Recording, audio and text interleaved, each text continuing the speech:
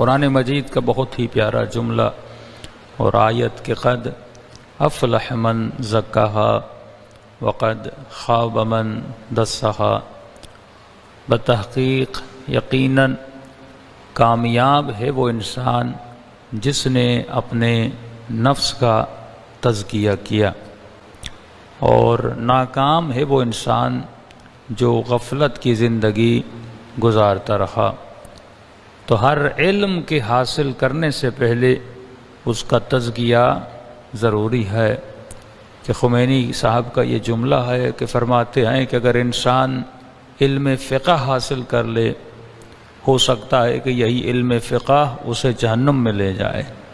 انسان اگر علم اخلاق سیکھے، ہو سکتا ہے کہ یہی علم اخلاق اسے جہنم میں لے جائے۔ ہو سکتا ہے کہ انسان علم دین سیکھے اور شاید یہی علم دین اسے جہنم میں لے جائے۔ یہ ممکن ہے کہ کوئی قرآن کا حافظ بن جائے اور شاید یہی حفظ قرآن اس کے لیے باعث گمراہی بن جائے۔ کہ فرمایا جب تک انسان اپنا تزکیہ نہ کرے تب تک کوئی علم اسے فائدہ نہیں دیتا۔ وہ خوارج جو اہل بیت کے مقابلے میں آ کے کھڑے ہو گئے تھے، کئی لوگ ان میں سے حافظ قرآن تھے لیکن علی کے مقابلے میں تلوار چلا رہے تھے۔ کربلا کے میدان میں آپ یہ مت سمجھیں کہ مد مقابل والے نماز نہیں پڑھتے تھے، سارے نمازی تھے۔ یہاں تک ملتا ہے کہ کئی ہزار لوگوں نے شب عاشور غسل شہادت کیا تھا کہ کل ہم حسین کو شہید کریں گے، اور اگر اس مقابلے میں مر جاتے ہیں تو ہم بھی شہید ہو جائیں گے۔ تو غسل شہادت کر رہے تھے نبی کے نواسے کو قتل کرنے کی نیت سے۔ تو علم انسان کو اتنا فائدہ نہیں دیتا۔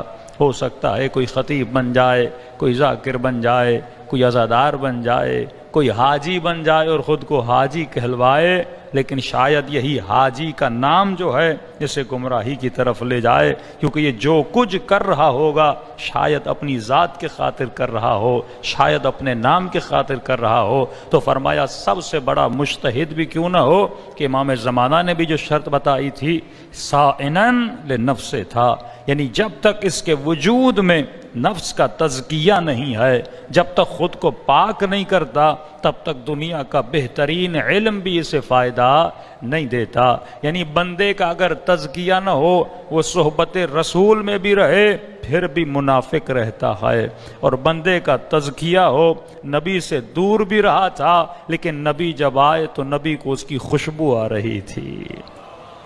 یہ تزکیے کا نتیجہ ہے کہ جو کربلا سے مولا حسین کے ساتھ کئی ایسے لوگ تھے جو چلے تھے لیکن شب عاشور مولا کو چھوڑ کے چلے گئے۔ جنگ امام حسن میں کتنے لوگ مولا کے ساتھ تھے لیکن انہی لوگوں نے مولا کے پاؤں سے مسلح بھی کھینچا تھا اور مولا کو زخمی بھی کیا تھا۔ یعنی جو لشکر ناصر بن کے آیا تھا وہی لشکر قاتل بننے چلا تھا، کیونکہ مولا کے ساتھ تو تھے لیکن وجود میں تزکیہ نہیں تھا۔ میں آسان سی مثال دے کر بیان کروں آپ کی نگاہوں میں کہ دیکھیے ایک گلاس کا تصور کیجئے، اگر یہ گلاس نجس ہے تو اس کے اندر آب زمزم بھی جائے گا وہ نجس ہو جائے گا، نہر فرات کا پانی بھی جائے گا وہ نجس ہو جائے گا۔ تو اسی لیے سب سے پہلے ضروری ہے کہ گلاس کو پاک کیا جائے، اس کے بعد اس میں پانی ڈالا جائے۔ تو اسی طرح سب سے پہلے ضروری ہے کہ اپنے ظرف وجود کو پاک کرو، اور یہ ظرف وجود جب پاک ہو جاتا ہے اب اس میں اگر عزاداری ڈالو گے، اب اس میں اگر حسین ابن علی کے غم میں گرے ہوئے آنسو ڈالو گے، اب جو نماز پڑھو گے، اب جو عبادت کرو گے، وہ عبادت بھی پاک و پاکیزہ عبادت ہوگی اور راہ خدا میں قابل قبول ہوگی۔ تبھی قرآن میں آواز آئی وَيُزَكِّيهِمْ وَيُعَلِّمُهُمُ الْكِتَابَ، اے حبیب پہلے ان کا تزکیہ کرنا پھر انہیں تعلیم دینا، کیونکہ تزکیے کے بغیر تعلیم کسی کام کی نہیں۔ اسی طرح اگر مومن اپنا تزکیہ نہ کرے تو اس تزکیے کے بغیر نہ مجلس سننے کا فائدہ ہے، نہ قرآن پڑھنے کا فائدہ ہے، نہ نماز پڑھنے کا فائدہ ہے، نہ کربلا جانے کا فائدہ ہے۔ اب بندے کا تزکیہ نہیں ہوگا، وہ قافلے میں جائے گا، ایک روٹی کی خاطر دوسرے مومن سے لڑے گا، ایک چائے کی کپ کی خاطر وہ لوگوں کو گالیاں دے گا، تھوڑی سی سہولت نہ ملی وہ لڑ پڑے گا، کیونکہ اس کا کیا نہیں ہے؟ تزکیہ نہیں ہے۔ یہ کربلا تو آیا ہے لیکن اسے یہ نہیں پتا کہ سفر زیارت یا سفر عبادت میں صبر بھی ساتھ میں ہوتا ہے، شکر بھی ساتھ میں ہوتا ہے۔ اگر بندے کا تزکیہ نہیں ہوگا، مسجد میں بھی ہوگا تو غیبت کرے گا، بندے کا تزکیہ نہیں ہوگا تو اپنے بڑوں کا احترام نہیں کرے گا۔ یہ علی والا ہوگا لیکن اگر تزکیہ نہ ہوگا، نہ باپ کا احترام کرے گا نہ ماں کا احترام کرے گا۔ لیکن اگر وجود مزکی ہوگا، اس کا تزکیہ ہو چکا ہوگا، تو خدا اسے کبھی کبھی حر بھی بنا دیتا ہے۔ یہ حر کا تزکیہ تھا کہ جب امام نے کہا حر تجھ پہ تیری ماں روئے، جملہ تو حر بھی کہہ سکتا تھا لیکن حر نے اپنے نفس کو مزکی کیا تھا، کہا اے نفس ایک منٹ کے لیے رک جا، تیری ماں معمولی عورت ہے اور حسین کی ماں سیدۃ نساء العالمین ہے۔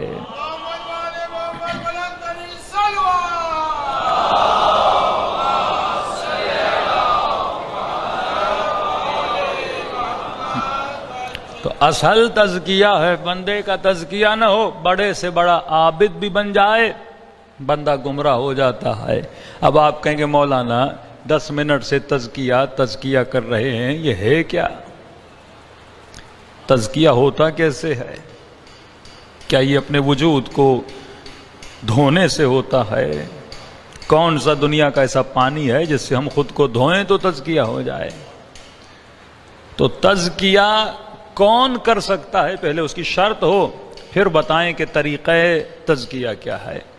ہر چیز کی ایک کنڈیشن ہوتی ہے۔ میں آج دھیمے پڑھ رہا ہوں، طبیعت زیادہ مناسب نہیں تو زور نہیں لگا رہا، تو زور آپ اپنے کانوں پہ زور لگا کے سنیے یا لاؤڈ کی آواز تھوڑی بڑھا دیجیے۔ صلوات پڑھے محمد و آل محمد۔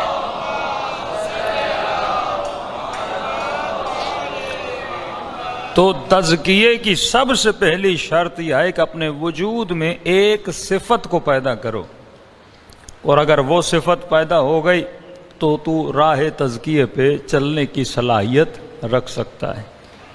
اس صفت کا نام ہے اپنے وجود پر کنٹرول کا ہونا، اور یہ کنٹرول تبھی آتا ہے جب بندے کا ارادہ مضبوط ہو۔ اگر آپ کا ارادہ کمزور ہوگا، آپ کا کنٹرول کمزور ہوگا، اور جب کنٹرول کمزور ہوگا تو آپ خود کو نہیں چلا رہے ہوں گے، کوئی اور آپ کو چلا رہا ہوگا۔ میں مثال دے رہا ہوں، آپ کسی سفر پہ جانے کا ارادہ کرتے ہیں، کسی چیز کو کھانے کا ارادہ کرتے ہیں، تو کبھی کبھی آپ کے دوست یا رشتہ دار کچھ ایسے مشورے دیتے ہیں کہ آدمی اس ارادے سے منصرف ہو جاتا ہے۔ اس کا مطلب اس کام میں جو میرا ارادہ تھا وہ بڑا کمزور تھا۔ لوگ فوراً میرے ارادوں کو کیا کر سکتے ہیں؟ بدل سکتے ہیں۔ کہ میں نے کسی مجلس میں مثال دی تھی کہ ایک یونیورسٹی نے بچوں پر ایک تحقیق کرنا شروع کر دی کہ چھوٹے چھوٹے بچے تھے، اسکول کے اندر گئے اور ان سب بچوں کو انہوں نے ایک ایک چاکلیٹ دی، اور بچوں کو بولا کہ بچوں اگر شام تک تم نے یہ چاکلیٹ نہ کھائی تو تجھے انعام میں 10 چاکلیٹ اور دی جائیں گی۔ اب یہ کیا چیک کر رہے تھے؟ بچوں کے ارادے کی مضبوطی کو چیک کر رہے تھے کہ سب نے بولا ہاں بھائی چاکلیٹ نہیں کھائیں گے، لیکن سوال یہ ہے کہ کتنوں کو اس چاکلیٹ نہ کھانے پر اپنے وجود پر کنٹرول ہے۔ تو بچہ چاکلیٹ کے پیچھے اپنے ارادے کو توڑ دیتا ہے، اور بندہ بڑا ہو جائے تو رے کی حکومت کے پیچھے اپنے ارادے کو توڑ دیتا ہے۔ ہر بندے کا ارادہ کہیں نہ کہیں ٹوٹتا ہے۔ ضروری نہیں کہ سب کی کمزوری چاکلیٹ ہو، کسی کی کمزوری چاکلیٹ ہے، کسی کی کمزوری گاڑی ہے، کسی کی کمزوری پیسہ ہے، کسی کی کمزوری عورت ہے، کسی کی کمزوری نگاہ حرام ہے۔ ہر بندے کی اپنی کمزوری ہے، تو جس کی جہاں کمزوری آتی ہے وہیں پر نفس اس کے اوپر سوار ہو جاتا ہے، اور یہ کب اپنی کمزوریوں کو اپنی مضبوطیوں میں بدلے گا؟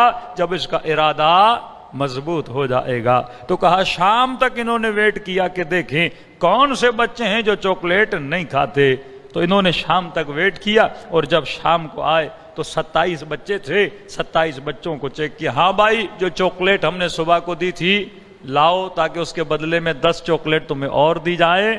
تو کہتے ہیں 27 میں سے تقریباً 21 یا 22 بچوں نے چاکلیٹ کھا لی تھی، 6-7 بچے اور تھے جنہوں نے چاکلیٹ نہیں کھائی تھی۔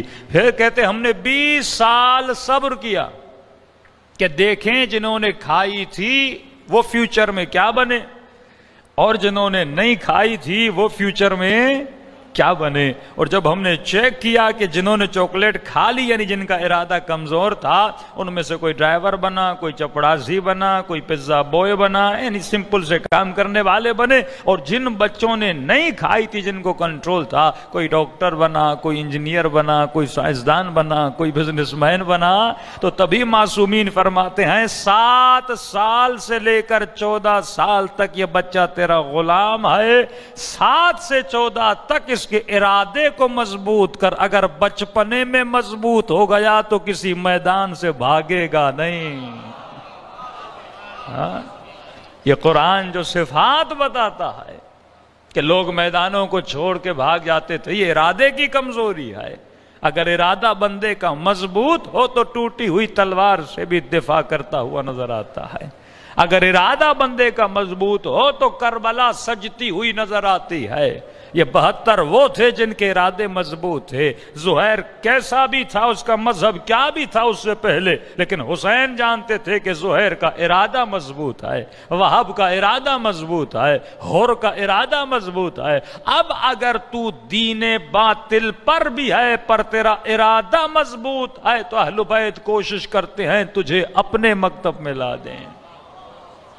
میں مثال دوں نا، 100 بندے شیعہ ہوں لیکن ارادہ کمزور ہو، لیکن ایک بندہ شیعہ نہ ہو، کسی اور مکتب میں ہو، تو بندہ کہے گا یہ ایک مجھے دے دو، یہ 100 لے لو، کیونکہ آج 7 ہوتے ہیں کل 7 نہیں ہوتے۔ کبھی بولتے ہیں یا علی گرمی ہے، کبھی بولتے ہیں یا علی زردی ہے۔ تب امام نے فرمایا کہ جو شامی تھے امیر شام کے ساتھ، ان کے ارادے بڑے مضبوط ہوتے تھے کہ فرمایا جب وہ اپنے باطل پہ ہوتے ہوئے باطل پر اتنی مضبوطی سے کھڑے ہیں، تو حق پہ ہوتے ہوئے اپنی حق کے لیے کیوں نہیں لڑتا؟